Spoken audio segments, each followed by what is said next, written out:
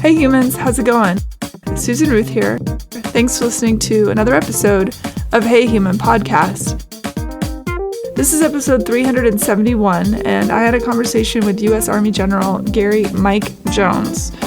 General Mike Jones is a military legend. Some of his career milestones include Commander 3rd Special Forces Group, Airborne, Deputy Commanding General, United States Army Special Operations Command, Deputy Director, Central Intelligence Agency Counter-Terrorism Center, Deputy Commander, Combined Joint Task Force Mountain during Operation Enduring Freedom, Afghanistan, Commanding General Special Operations Europe, and Commanding General U.S. Army Special Forces Command.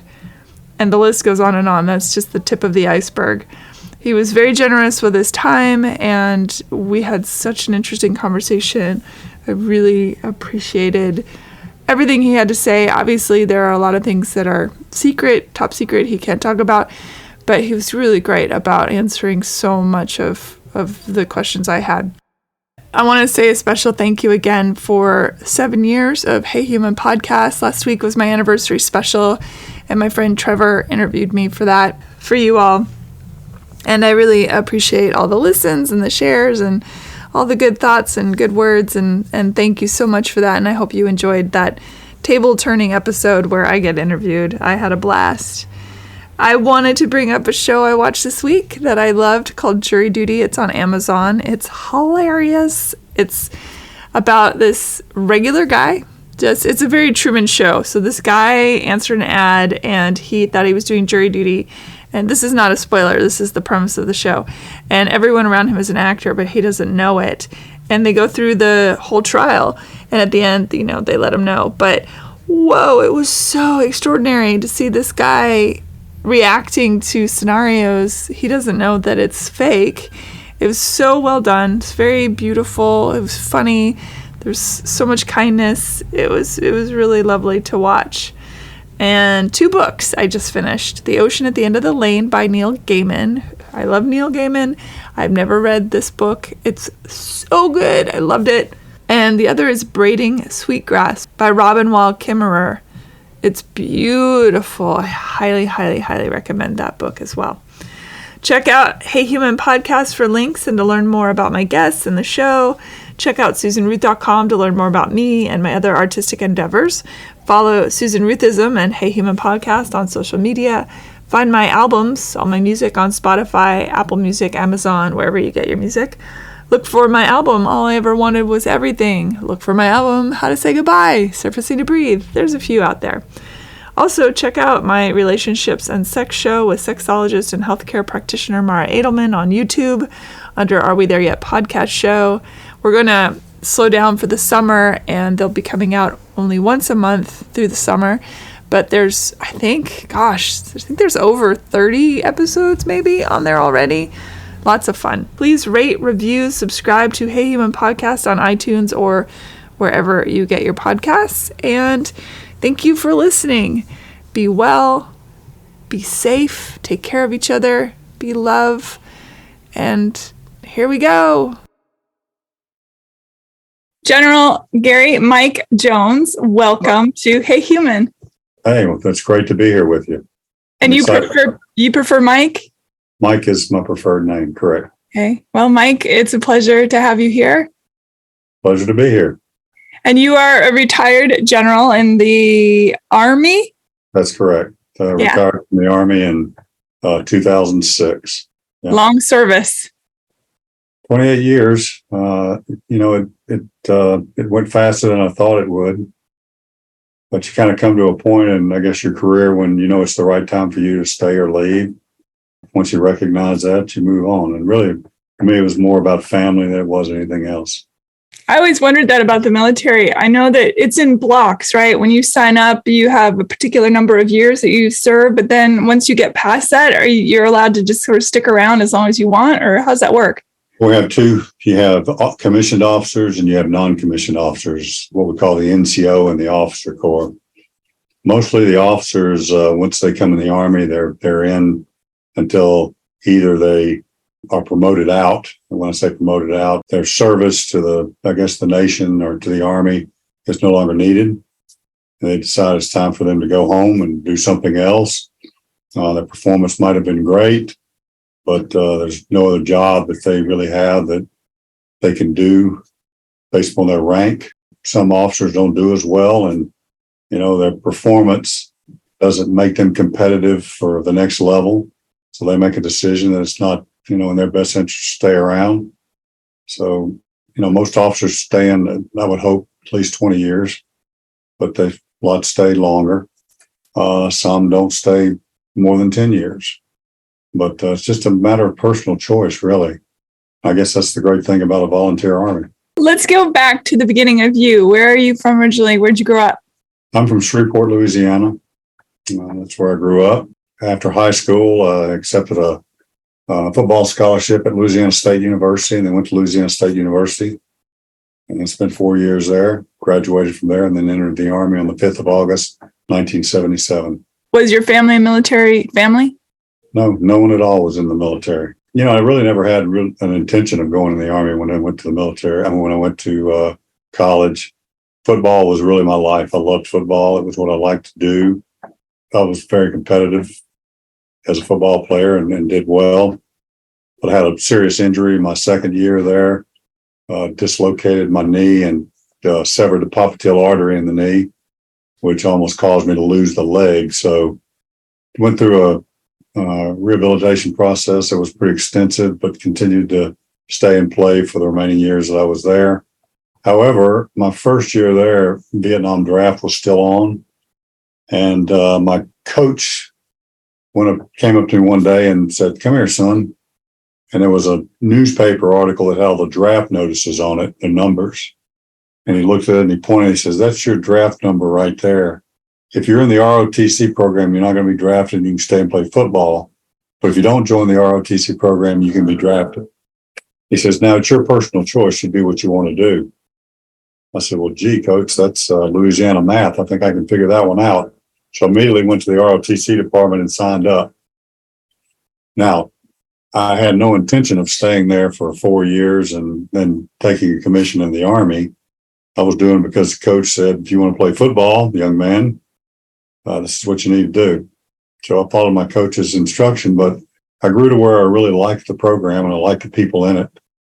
The first Green Beret that I ever really met in a one-on-one engagement was a ROTC instructor named Art Ziske, Major Art Ziske. Well, Captain Art Ziske at that time had just come out of Vietnam. And then there was a Special Forces Sergeant Major named Ray Stipsky. And both of those two were kind of my mentors while I was at the program at LSU. They're the ones that helped guide me. And probably one of the reasons I joined Special Forces was because of those two guys. But anyway, that's kind of how it got started. Was it, as a young man looking at the future, being in ROTC, which for those that don't understand, that's the officer training program. Officer training corps. Mm-hmm. Yeah. So knowing that the Vietnam War was going on and what the potentiality of that for you meant, was there fear around that at all? Or was it simply, I'm going to play football, that's that, I probably won't ever see a battlefield? Well, I had no intention of staying in the ROTC program. I mean, honestly, I thought, well, when the Vietnam War is over with, I'll get out of ROTC and I don't have to worry about that anymore. But I hurt my knee and I started to reconsider what my options were going to be. And I said, well, you're probably not going to play pro football after this because you're not going to have the same speed you had, same agility. But the ROTC program looks good. And I remember Art Ziske, Major Ziske, telling me one day, he said, Mike, one of the things you really need to think about is your retirement that the military will provide for you and the medical care that they will provide for you after you leave the service. And if you want to continue your education, there are programs in the Army that will allow you to continue your education. And to me, that was very, very attractive. That wasn't the prime reason I did it, but it was a huge part of why I continued to stay in that program. There was also the one convenient piece that when you were a junior, you became an advanced student in the ROTC program and they paid you $100 a month. So for me as a young student, that was wonderful. However, the commitment is after that, when you graduate, you have to decide to take a regular Army commission or a reserve commission. And the regular Army commissions were hard to get. Most of the guys out of West Point got the regular Army commissions. And then if you did well in your ROTC program and were a distinguished military graduate, you would be offered a regular Army commission. And I was fortunate enough to be a DMG, Distinguished Military Graduate, and received a regular Army commission. So I took it. Do you have recollections of, especially during the Vietnam era, recollections of people around you, friends, even family that were thinking, what are you doing? Because I remember reading about the sentiments against military at the time. A lot of protests on campus. There were specific segments that tried to recruit us, to not stay in ROTC, but be part of the anti-war movement. And then, of course, we were young men, young kids. You had your other friends that would make fun of you because you wear a uniform. And, I had a good friend who was my lifelong friend, and we still correspond and talk just about once a month. It's Dr. Mike Leonard. We both played high school football together and then went to college together and played. And he was a little bit of a rabble rouser, but he would hide outside the bushes in the morning early when I had to go to the ROTC department. I had to wear my uniform. He'd jump out of the bushes and salute me and, just give me a little bit of, I guess you would say poking at or cajoling. It was all in good fun. And we loved each other very much, so it really didn't matter. But it's always remember that. But he wasn't one of those that was anti-Army. It's just it was a way that friends could kind of pick at each other. So anyway, that was the only thing I ever remember. I think people can be anti-war and pro-military at the same time. Yeah. Well, I think, some people look at the people and not necessarily the organization, and they're able to separate the organization from the people. Once they know the people, they recognize who they are, what their heart's about, what their mind's about, what they believe or don't believe in. And it's easier for them to warm up to you. And we had a lot of cases like that. I mean, this one guy that continued to try to recruit me. Of course, I didn't agree with him. He didn't agree with me, but we'd sit down and have coffee. We became, I guess you would say, cordial friends. I respected him for his position on the war, and he respected me on my position to serve the nation. It wasn't necessarily about going to Vietnam, but about serving the nation. What does that mean to you? Serving the nation means everything to me. I think it's what gives us our national identity as a nation. If you're willing to serve the nation, you're serving something greater than yourself, which is extremely important. It's a concept that I wish we could really get back to with some of our youth. I believe that it would also be something I think would help us as a nation in making decisions. And the reason I say that is that our congressmen and senators, their children don't all serve. Therefore, it's easy for them to make decisions about sending young men to war if it doesn't affect them directly. Now, as a politician, of course, they'll always say, oh, yes, it affects us directly. We care about all constituents. But I think it hits home a little bit more when their son or daughter could be placed in the same position of other young men and women in the nation that have elected to serve. So when all are part of this decision, I think it creates a unity within the nation that's a little bit different from what we have right now. When you look at the service, what you find is probably less than 1% of the population is in the military. And through time, you can create this unique culture that doesn't necessarily fit in to the nation probably the way it should. And the reason I say that is what you will find is military families will start having children and their children serving in the military. And it becomes so myopic that you don't have that exposure and connection to your American culture and all of those people who don't serve.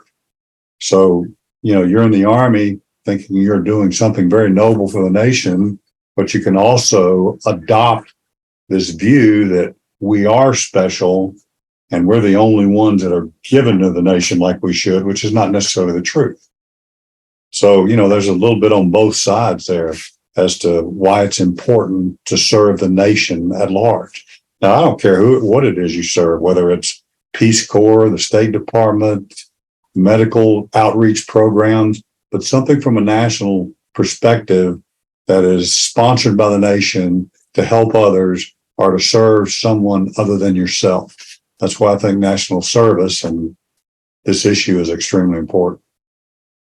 Do you think we should reinstitute not necessarily the draft itself, but an idea of that, where I personally feel like if Americans had a set number of couple years when they hit 18, that where they do serve their community or the nation in some capacity, we would see a stronger, more fortified humanity within each other, because it would put people in positions, as you pointed out, they've never seen. Habitat for Humanity. People will see, oh, there's people that don't even have homesteads.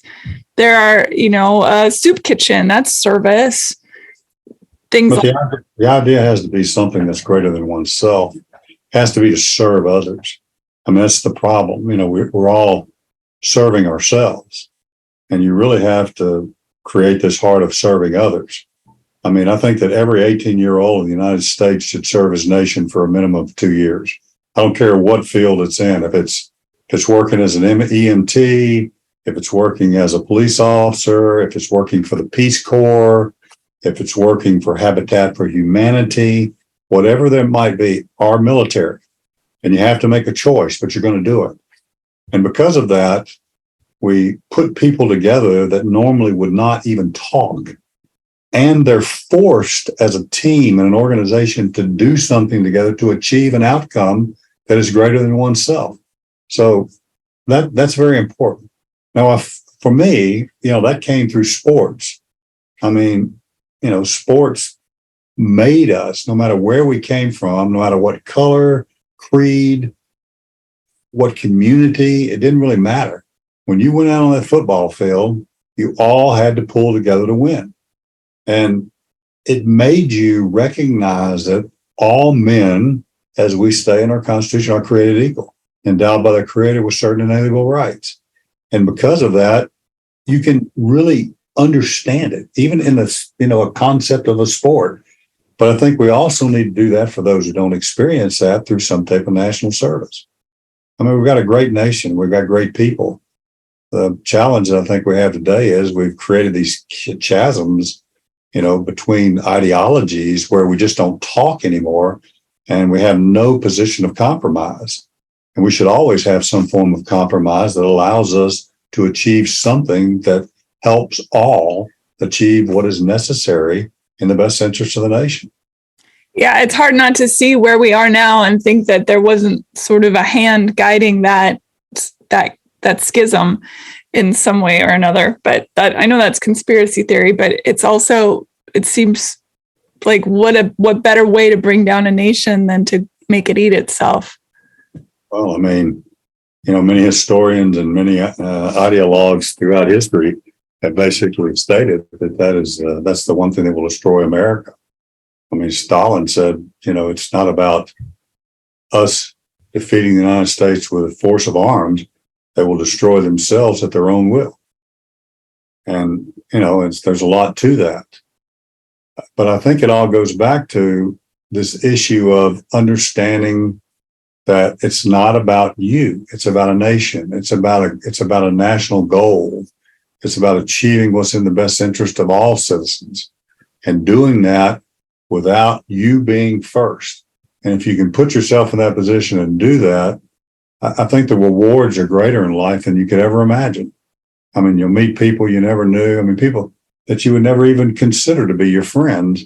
They'll be your lifelong friends because of those types of experience, where sometimes it's arduous, sometimes it's challenging, a lot of times it's uncomfortable, but through that comes great growth in the humans.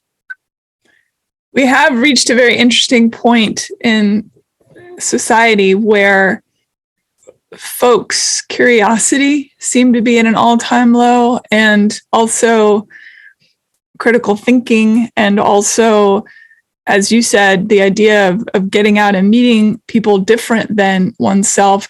The tribalism is at an all-time high. Yeah, I couldn't agree with you more. I mean, I really believe that. But I do believe a lot of it is because of the technology.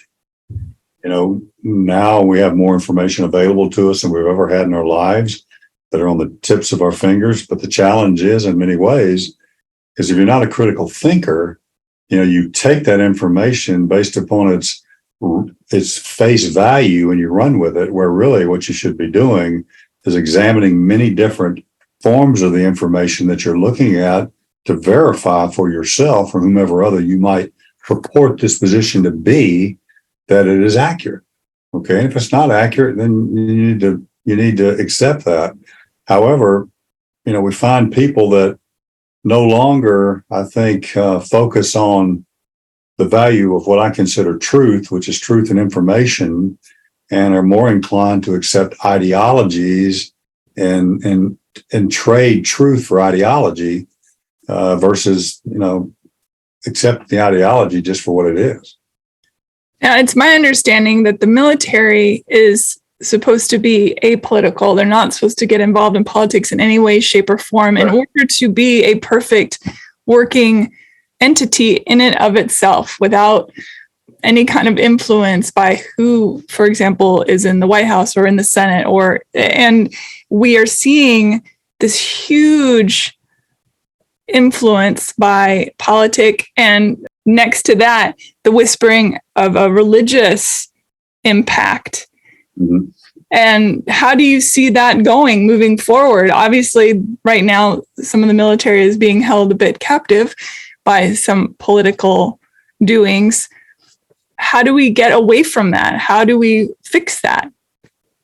Well, first of all, there was a Marine Corps general named Krulak about maybe 30 years ago, wrote an article about what happened to the Roman legions during the Roman Empire. And it was about 48 BC when the Visigoths attacked Rome and defeated the Roman army. And he said it started many years before that with the politicization of the military. And it started with what was called the Praetorian Guard. Now, I don't know if you know what the Praetorian Guard was. The Praetorian Guard, the movie Gladiator, you see these men who wear these purple togas and Roman uniforms, and they protect the Caesar. Well, before that, the Roman legion, every morning they would go through and inspect the Roman legion, the centurion who took care of a group of about 100 men. He was like the non-commissioned officer, and he would inspect them every morning. And they had a breastplate called a cuirass. And you could tell if the cuirass was being well maintained by the sound when you strike the cuirass. So every morning they would go by and they would salute and say Veritas. And it really was referring to the unity of the unit as a whole. And as if one of those breastplates was off, the centurion would say, well, you're not taking care of your breastplate, he'd be punished. But the importance of that was that all of those cuirasses needed to be maintained so that they could maintain the shield that was required when under attack and protect themselves, so that if one guy fell, it would cause a weakness in the unit. So they had to keep those things well maintained. Well, that was because the focus was on the unit, the organization as a whole. It wasn't about the one individual. And later they started to take officers out of the legion, and they had them protect the Caesar. And the motto of the Praetorian Guard was Hail Caesar. So the focus went from a unit's wellness and wholeness to that of being allegiant to one individual, to one person, which started to change the way the Roman legion operated. And so as these officers did their tours or time with the Caesars, and they went back into the legion, they were more focused on the politics of supporting the Caesar and not maintaining the wellness of the organization. And through time, they didn't train as well. They didn't practice as much. They didn't maintain their equipment as well. And it started to destroy the legion. They wouldn't give good, sound military advice to their leaders.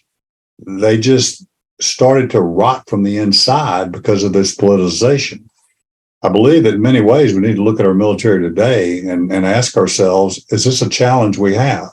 This requirement for officers to be successful by going and serving in Washington, D.C. And it's necessary that we understand how Washington works.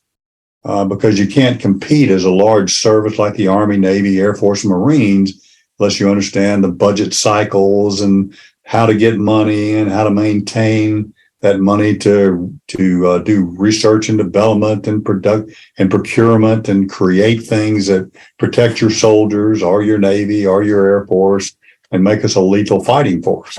I mean, there's one job that the DOD has, only one job. That's to fight and win the nation's wars, period. It's not about going and being a politician in Washington, D.C. And it's not about staying up there for 4, 5, 10 years. It's about how do we ensure that our Army, Navy, Air Force, and Marines are honed to the best skill possible to fight and win the nation's wars if called upon to do so. That's what they exist for, nothing else. Now, some of us would think that this diversity, inclusion, DEI, I believe was the term, diversity, equity, and inclusion was their focus. And a lot of that's been going on now, but that's not the focus. And when we lose sight of that focus, we kind of find ourselves in the same position of the Roman legion when the Roman legion fell. So we need to pay attention to that. I mean, these officers that serve in Washington, D.C., they should probably only be up there 1 or 2 years and get back out to these units so they're with these young soldiers every day to see what their challenges in life are and how to train them to do what it is they do. The closer they are to these soldiers every day, the more focused they are on ensuring that they're prepared to do their job, because it's their responsibility to make sure that these young sons and daughters of America come home alive if called upon to do so. And that's their number one, fight and win the war and make sure the sons and daughters of America come home alive. That's their job. How does one try to protect the military forces from being influenced? And I'm not talking about generals, maybe some generals, the quote, everyday boots on the ground type. What, if any, precautionary measures are made to make sure they aren't indoctrinated into seeing their service as not being of a nation, but maybe of little pockets of a nation? The leader's responsibility to ensure that he advises his soldiers on what their job is and what it is they're really there to do. I mean, you'll find it's interesting. I noticed this from my career to the career I've seen these young men, and I saw it creeping in as I got older. But I remember as a young man being a captain for like 13 years. Some of these guys are not captains for more than 4 years now, but it was 13 years. And I didn't know anything about being a captain, but I loved it. I thought it was the greatest job in the world. I mean, I couldn't imagine being anything else. I was so happy doing what I was doing. I knew my skill well. I could train soldiers well. I mean, I could get out in the field because I was physically fit enough to do everything that needed to be done. And one day some guy called me and said, "Hey, do you have one of those saucer caps with the scrambled eggs on top?" I go, "No, I don't even know what that is." He goes, "Well, you need to go get one because you're getting ready to get promoted to major." Now, today, a young kid understands how to track his career from the time he's a lieutenant to a first lieutenant to a captain to a major to a lieutenant colonel. He knows all the jobs he needs to have. We didn't do that when I was in the Army. Our leaders decided who was going to get promoted based on the way you could perform the functions that they gave you to perform. And were you technically and tactically competent in doing what it is they asked you to do? And were you a team? Did you understand how to team build? Did you understand how to lead? Did you put yourself in adversity like the others did?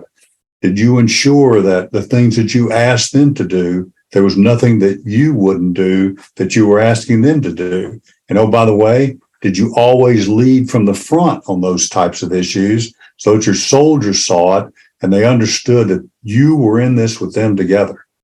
Now, I never even thought about getting promoted. I mean, it just happened.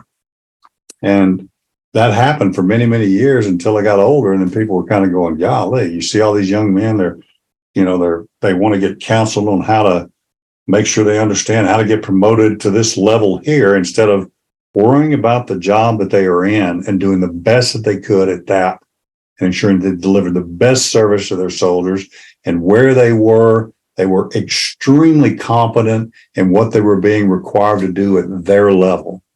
Don't worry about this guy above you and how you're going to do his job or the guy's next job. That's not your focus. Your focus is where you are right now. And I saw that changing a lot. I really did. And it's difficult to protect, but good leaders will call their people in and talk to them every quarter, every month about their performance, what it is you like about what they do, what it is you don't like about what they do, and what they should do to improve to be a better soldier in their art. And if you're not doing that, then that's where you're letting the system down. I mean, I had a thing called pairwise comparison that I had a file on every officer in my organization and every NCO. And every time I had a contact with them, I'd make a note about that contact. And every quarter I would call them in, each one of them, and spend maybe an hour with them. And I'd go through everything that I had in there. I ran into you the other day, you hadn't shaved in the morning, you looked sloppy, ran into you 5 days later and you looked like you'd shaved 15 times. I mean, things that not just highlighted those things they were doing negatively, but ensuring that they understood, they made the corrections, they were doing better, their soldiers were looking better. I mean, those types of things. You see all of that. And you run into, ethical dilemmas and moral dilemmas with some people, and many times, and you have to ensure that they understand that those things are either right or wrong. So, being a soldier is something that you really have to consider the moral aspects of everything that you do. Because once you're out there on the battlefield, there's not a lot of people looking.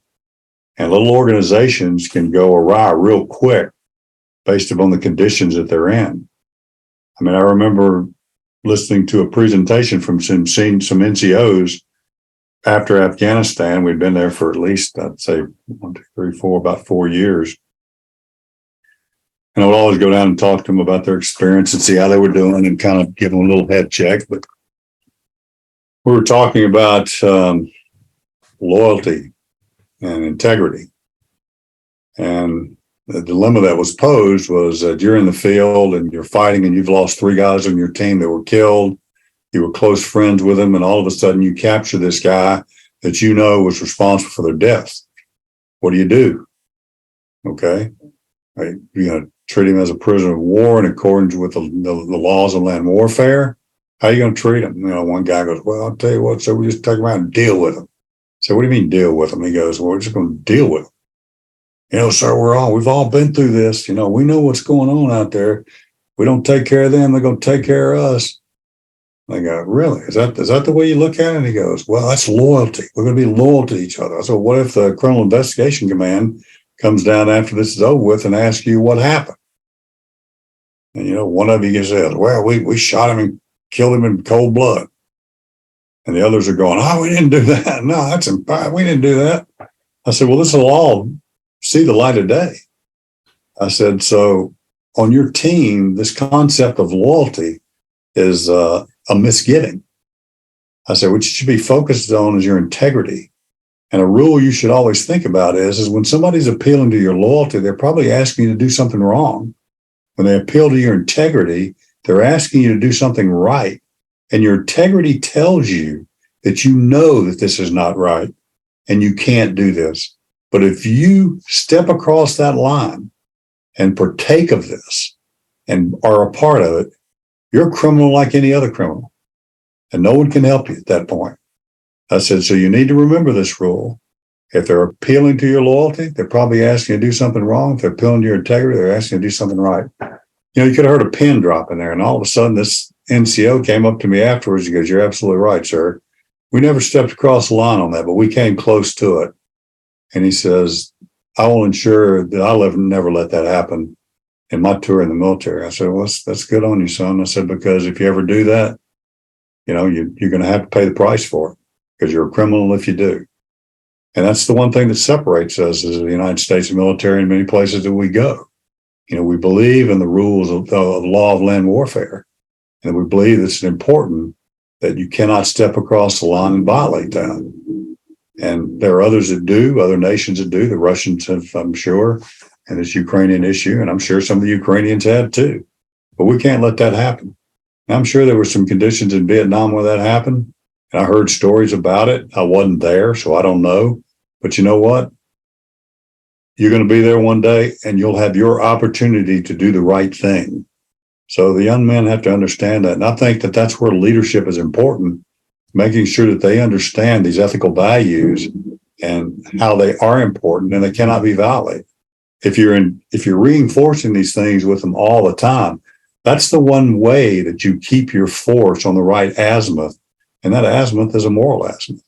So, that's kind of my look at it. It's also complicated because when situations do come to light, as they often do, for example, like in Iraq, it then shines this negative light on the entirety of the forces. Because 4 or 5 people do heinous acts, then therefore all of the military operates like them. It's not like that, of course, but that's what people then extrapolate from what they're learning. They don't know any better. What would you expect them to know? Sure. I mean, look, they're just, they think, whoa, that's the military. Okay, yeah. That's what they do. Oh, no, it's not. I mean, a leader's responsibility is to ensure the moral azimuth is kept straight in everything that you do under all conditions. How do you prepare? I'm sure you've had to have these conversations as you've gone up through the ranks. How do you prepare someone to do the duty of where they will likely be in a situation where they have to take another person's life, which of course goes against all the stuff they've been taught up until then? Well, every soldier has the right to self-defense on the battlefield. I mean, he understands what we call the rules of engagement.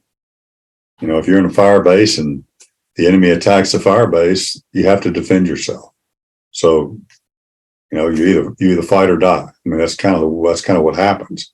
So you're placed in this position where you're going to have to respond whether you want to or not. But the other thing, I guess, that is very important is this thing about, the chemistry of organizations. When you live together and you're in positions where you're going to die together, then it takes on a completely different dimension. You will see people rise to the occasion that you would have never expected. They will do heroic things that just astound people. And a lot of it's because of the love that's been created with these people. I don't know how to explain it any other way but that. I mean, they just have grown to where they love each other. And family. Because of that love and that family, they defend each other. I mean, unto the death. And so that's the way it happens. I mean, that's just the way it is. Now, nobody takes any great pride in any of that. I can tell you that right now. I don't think any of these kids really want to go to war. It's a romantic fantasy that some people have that's just misplaced. And anybody that's there who's ever seen it doesn't want anything to do with it. Again, I think it all starts with the soldier's training. What you teach them from day one about how to be a soldier and what's expected of them and how you expect them to be a part of the Army or the Navy, the Air Force, Marines. It applies to all. What are your thoughts around when folks go home, when they've served their tours and their duties and they're left, A, being an adrenaline junkie in some cases after everything they've experienced, and B, being separated from, as you put it, that unit, that bond that I don't think other people can quite grasp. That's a whole other level of bonding when you're in a live or die situation. And just all the things that happen when you take them out of that scenario and put them back into the quote unquote real world. What are your thoughts around that and the care for people? Because I know there's a lot of pre-care, getting them prepared to go into those situations, but then the deconstruction of it all after the fact.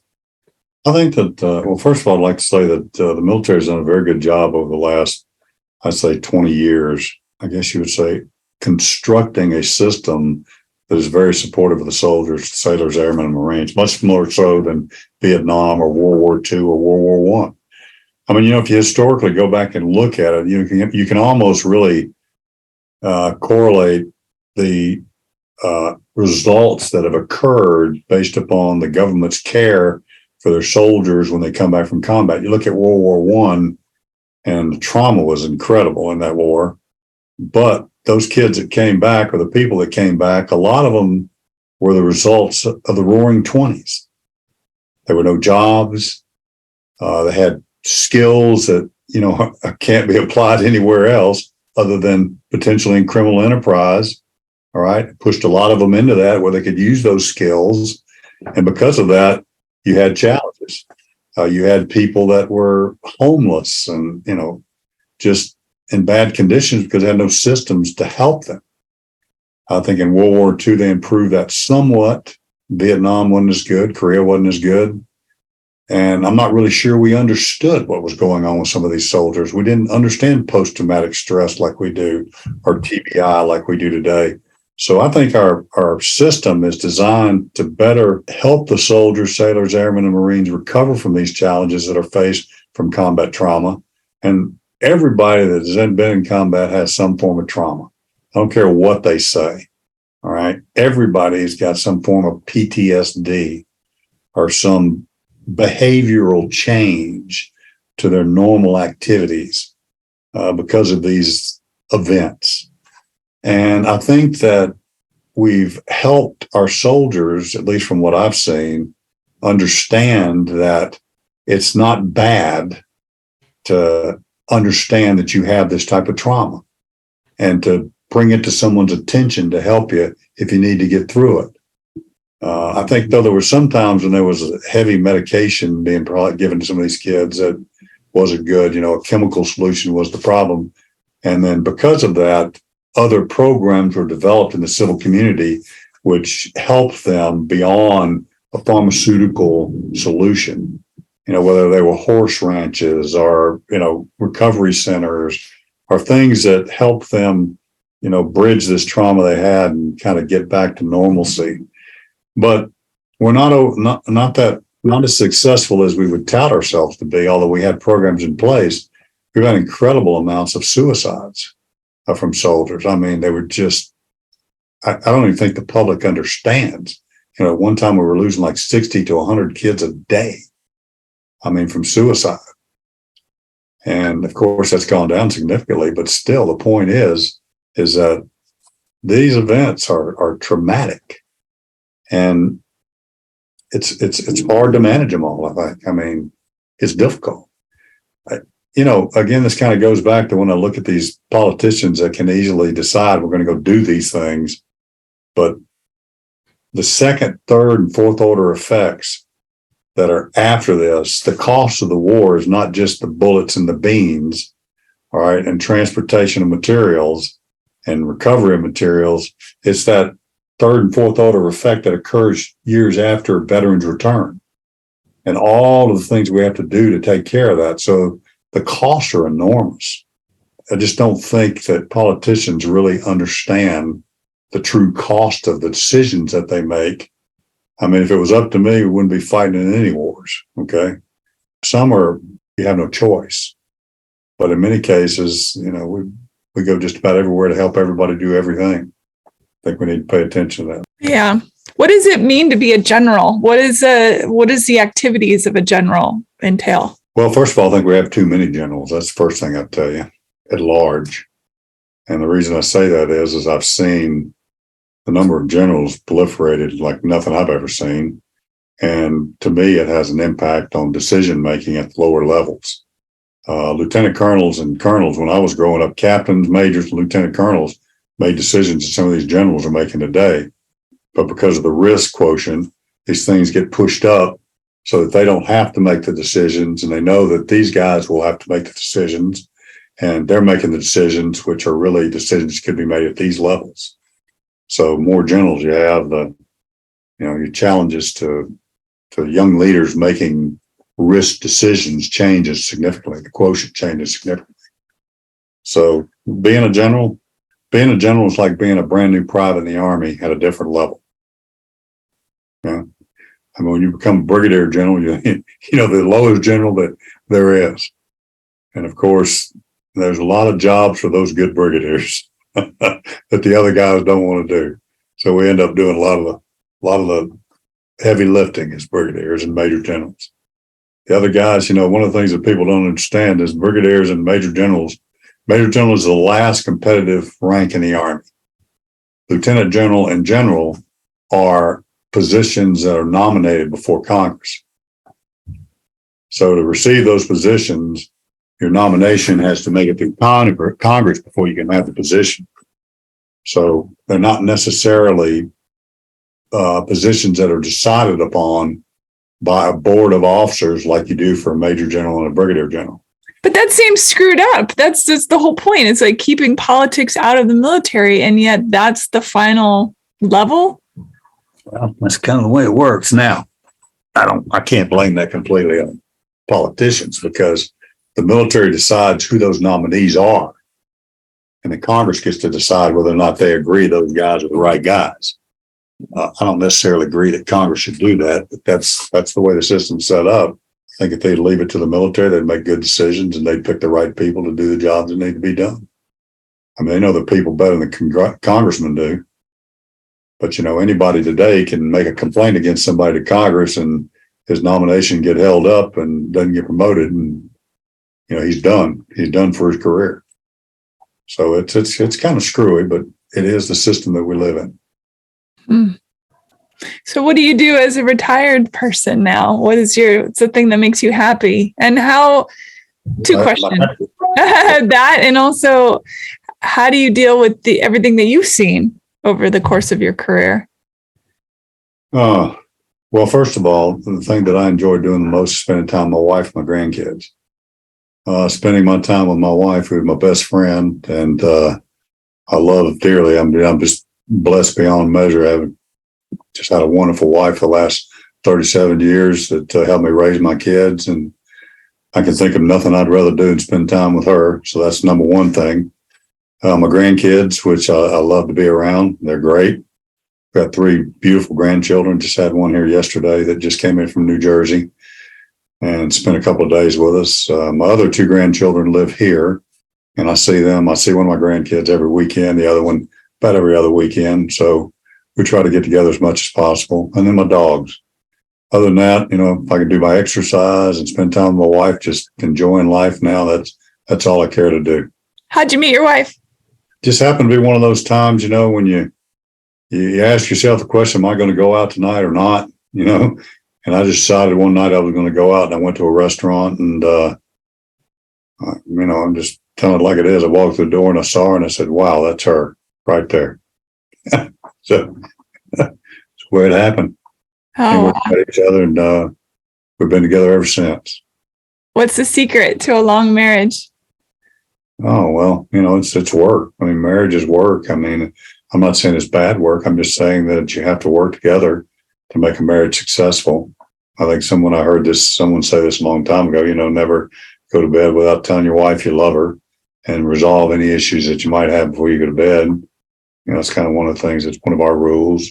We're churchgoers, so we participated in church together since we've been married. She's a great singer and a great pianist, and we've enjoyed, our worship together and living our lives, growing through that. God has played a significant part in our life. We're Christians, so that's one thing. We're tolerant of others, though, so we're not ones that condemn others for their beliefs. We believe that through our examples of life to others makes what we believe acceptable to them, as we believe what they believe is acceptable to us and them. Anyway, so that's kind of one of the things that's a prime motivator for us. And then we believe in giving to others. When I say that, I believe, tithing is something that we do, but the tithing is focused for us and our family. 10% of our income goes towards tithing every month. And that's focused on helping those who need help. I mean, actually, I get more joy out of that than probably anything. Giving to me is one of the aspects of life that's not appreciated as much as I think it should be. I get more out of giving than anything I could ever get. I'd rather not get anything and give and not get anything, period. I get more out of that than anything in life. It keeps you from centering too much on oneself. I think when you see the world as, again, it's a being of service. When you're of service to the world, you don't have as much time to focus on your own stuff. Keeps you out of your head. But it helps you recognize how fortunate you are. and how you should give to others because they're not as fortunate, and because they're not as fortunate doesn't make them any less of a human being. It's just important for us to recognize it. I think if we would give more and we would be more tolerant, understanding of other people's dilemmas, and show a little bit more compassion to them, that we'd probably be better off as a nation, period. And to me, that comes through for us, Christian principles. Christ consciousness, I like to call that. And you don't have to be a Christian to facilitate Christ consciousness. No, you don't. Yeah, it's a way of being where your heart sees the world as worthy of love. Yeah, exactly. Yeah. And to the other question, how have you, over the course of your life, dealt with all the things that you've seen? Because I know that you can't talk about stuff with me, certainly, because you've been on some pretty intense things that are none of anybody's business. But that being said, how have you processed all of that as you've grown into yourself? Well, first of all, I'm not a complainer. That's rule number one. I don't complain about anything. I don't care how bad it is. I don't complain about it, because there's always somebody that's all worse off than you are. That's number one. But I believe that, anything that happens, no matter how bad it is, you can turn it into something good and gracious if you just try. If your attitude is every morning when you get up in the morning, it's going to be the greatest day of your life. And whatever you do, anytime, I have a rule. When I'm around people and someone starts talking negatively to me about someone else or some condition, if I can't change the conversation in a minute to 2 minutes, I'll walk away from it. And the only reason I say that is I don't like to be around people that have negative energy. I just think it really brings people down. And I believe that no matter what happens to you in life, no matter how disadvantaged you might think you are or other people tell you are, you're not. And if you allow that to take root in your soul, it's going to affect you for the rest of your life. So everything you're doing, if you will work hard at it and know that you are going to be successful, you are going to be successful. But if you embrace the negative energy of victimhood or I should have this because this is who I am and what's happened to me. Listen, a lot of bad things happen to people in life. Again, it goes back to, what do you do with it when it happens? Are you going to take it and turn it around? Or you, as Denzel Washington says, when you fall forward, don't fall backwards, and get up and keep falling forward. And if you do that in life, you're going to be okay. And I believe that. So all these things that have happened, they happen to me or others tenfold to what I've experienced. So I'm not going to focus on that. What I'm going to focus on is, how do I make things better for everybody else? I mean, if you can help someone somewhere every day in one way, shape, or form, you're going to make the world a better place. It's just that simple. And if you embrace anything else in that, other than that, it just doesn't work for me. You're lucky, because I think a lot of people between depression or PTSD or whatever they're dealing with in their life, it's very hard to see past that. And it's my experience that people will cling to the past and the worst because they understand it, they know it. It's weirdly comforting that even the worst thing can feel familiar and comforting, more than the terror of moving forward and the good thing that might be coming, because they don't, if I don't know what that is, and even it's the best thing in the world, it's scary to take that first step toward that thing, because all I've known is this other terrible thing. Yeah, I'll tell you, I really feel for people who are depressed or have or commit suicide. I remember, theologically listening to the precepts of what people believe in different sections of Christianity about suicide. It used to bother me when if you commit suicide, your soul's going to hell. And I would hear that and I'd say, wow, man, I just I don't get that. I mean, it just doesn't work for me. And so my greatest compassion are for those that have gone through this and have died or haven't died and still have this depression, because to me, there's a chemical imbalance somewhere in that body or in the mind that is putting them in a position to where they are where they are. I mean, like depression or suicide, it takes a brave person to commit suicide. I can never do it. I'm too big of a chicken. Okay. I just couldn't do it. But when you recognize that and you see what they've done, you just go, my God. I mean, it had to be so bad that it put them in that position to do that. So to me, it's a heartbreaking thing for me to see people who commit suicide and their families, or those who are in deep depression, because there's something physically wrong with them that's not corrected or that's gone wrong. And, the best thing to do, at least for me, when I come in contact with people like this, is just try to love them. I mean, just, encourage them or do whatever you can to help them get through it. Now, I have no expertise in any of that. All I know is that the way I look at the way I do what I do and hope that it's successful, and just staying focused on positive. I mean, I've had bad times too, like others have. And there's a lot of bad things that happened to me in my life, but I'm not looking back at that stuff. I'm moving forward. And embracing that for me has been very helpful. And there's not a thing I can't do. I really believe that. Yeah. It must be hard to be in a leadership position in a thing like the military when, look, there are mistakes made in any career, in any place, by any person at any given time. That's just the facts. And I do think that the military, there's an expectation that somehow it has to be infallible, but that's just not realistic. And it falls upon the leadership, of course, to bear the brunt of that. Well, that's the part of leadership that's tough, but that's part of leadership that you accept when you become a leader. Leadership, it's lonely at the top. Trust me. I mean, it's you don't have anybody else to talk to, but you have to understand that, you're sharing your misgivings or complaining to those below you only aggravates the conditions that they have to deal with. So a lot of times you have to absorb that and hang on to it and deal with it yourself. And it becomes lonely. It can make you feel like you're on an island sometimes. You got to work your way through it. I mean, you just can't let it take charge, because if you do, everything you do as a leader affects everybody below you. I mean, I can remember when the war first started, we were losing a lot of soldiers, and I had to bury them. I mean, I buried probably 35 or 40 soldiers in my time as a commander.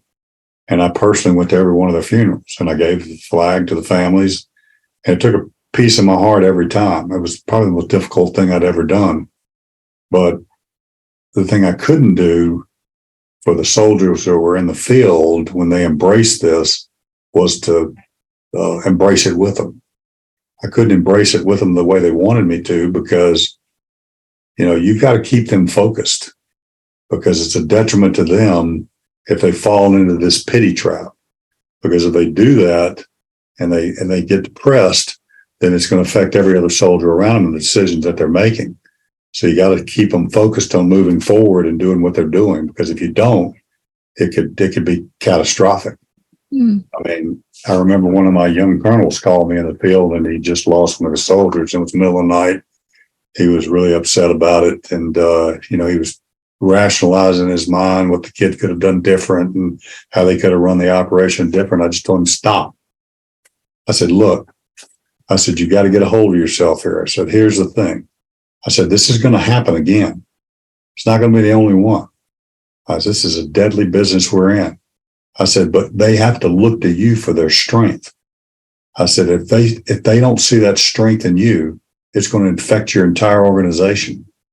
And they're going to be hesitant. They're going to be tentative. They're not going to be aggressive. They're not going to fight well. You got to really understand that. And he got it, and he moved on from it. But it was at one point where he was just at that low ebb where he could have just gone over the cliff and started, oh my God, it's just killing me, and crying in front of his guys. And they're all thinking, well, he doesn't have control. And I mean, you gotta deal with it. So anyway, he dealt with it. He dealt with it well. But as a leader, it's your job to make sure that it doesn't go over the cliff, that you're there to tell them, wait a minute, snap out of it. Okay, look, this is going to happen again. You got to get a handle on it right now. and don't let it take you down. Now, this guy was like a young son to me, but I mean, still the point is, hard love sometimes is something you got to give in those conditions. That's the way I handle it. I don't want to take up too much more of your time, but I do have a question. Sure. Regarding the age of internet and the idea that AI is getting more and more sentient, more and more capable of acting of its own accord.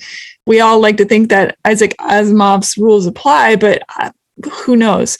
How do you see AI shaping the future of the military? Well, I see the battlefield being much different than it's ever been before in history. A lot of things that we have out there today that I think are antiquated and we'll see in the next 5 to 10 years that are just, because of lethality and technology, it's going to change, like tanks and aircraft carriers. I think they're obsolete. I mean, we can use them right now, but in the next 4 to 5 years, you're going to see they're big targets in the ocean that when they hit, they cost billions of dollars, lose thousands of lives. And because of technology and the speed of technology, you're going to be able to destroy them. I mean, we're already seeing on the battlefield today, because of loitable munitions and the ability to penetrate tanks, you can kill tanks like you could never kill them before. So these forms of technology on the battlefield are going to have to change. I mean, I envision a battlefield of the future is automated, autonomous, and extremely lethal. As an example, this trench warfare that's going on in Ukraine and Russia right now, where they're in these trenches fighting. Here's a trench, and they're shooting and maneuvering, trying to get in the trench and clear them. I think that as an example, and this is all hypothetical, you're going to have these little balls or bomblets. They're going to have biometrics integrated into them, have their own propulsion systems. You can drop them out of an airplane by hundreds.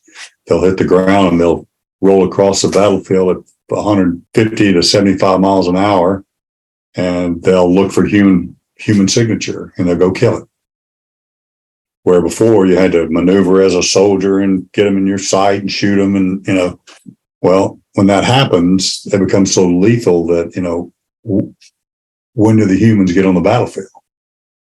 Because it will change the dynamics significantly. And, for me, I think it's going to change a lot for us. And because of that, things will change. I mean, significantly. The real question is how will future wars be fought? Will it be AI against AI? And AI has many tentacles. I mean, it'll be in many different places. How does, what happens information-wise if the information that is feeding AI is corrupted? And what if people, it's like the internet today, people, like we said before in critical thinking, they pull an article up, they read it, and they just believe it because it's in their ideological base. Where with AI, you can influence mobs and groups and people just boom like that. And it will have thought about the primary, secondary, and tertiary effects before even the human can think about it and adjust to those automatically to create the dilemmas that, could be used by an enemy that uses AI against us or us using it against them.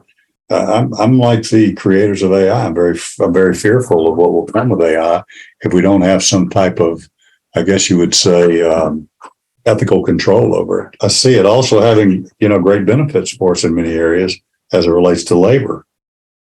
But that presents another problem. I don't know if it's called universal salary for people that, you just get a salary to maintain a standard of living. Well, AI will eliminate so many jobs that you have to create some type of system that allows them to have sustenance and survive. So, there's many undetermined things that can occur because of AI and warfare and society and media and personal engagements. I mean, the thing that bothers me too is the authenticity of what is presented in a visual fashion to people today because of the sophistication of AI and deep fake kind of videography, all that stuff. CGI, stuff like that can, really fake it is what people believe or don't believe. And so we've got some significant challenges. I mean, and they're coming up fast. Again, I really have great faith in humanity, period. I believe that good, responsible people are going to do the right things. There'll be bad people that do bad things. They've been with us forever. But I just believe in humanity, and I believe that we will step forward. We will figure out how to manage this and manage it properly, and do the best we can with it. We're gonna have challenges with it, like anything else. It's just like life. But I think about the idea of AI getting us to the point of, as you said, if everything is automated, will people make a leap to realize that it's ridiculous? And it takes me back to the movie War Games, where the program said, strange game, the only logical way to win is just not to play. Well, I'll tell you, it's like when I talk about future warfare and the lethality of warfare, it will be too expensive to have human life on the battlefield, because it won't be able to survive against the machines that'll be out there, or the systems that'll be out there. But then how do we protect? How do we defend? How do you do that? I'm not sure. I met a guy on a plane a couple of weeks ago who I hope will come on the show, who's a lieutenant colonel in Space Force.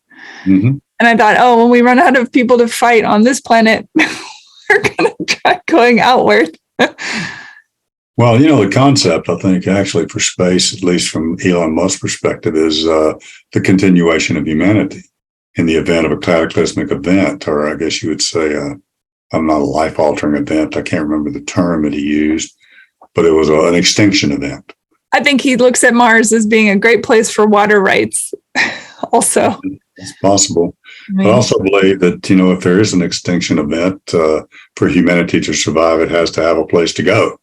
Sure. Have a place to be. So there's a possibility that, there is some prudence to that or validity to it. I don't know. All I know and who knows? There could have been a cataclysmic event on Mars, and the transpermia theory that we're actually descendant from those people is a fun one to think about too. But it's going to be interesting when they get there to look at the geology to see what's there, because some of the pictures I've seen look pretty compelling that something was there. Absolutely. It could have been at one time a hospitable place. It's fascinating. You have probably, in the capacity of all the different aspects of you going along in your military life and in your home life too, but you've been a father to thousands of people.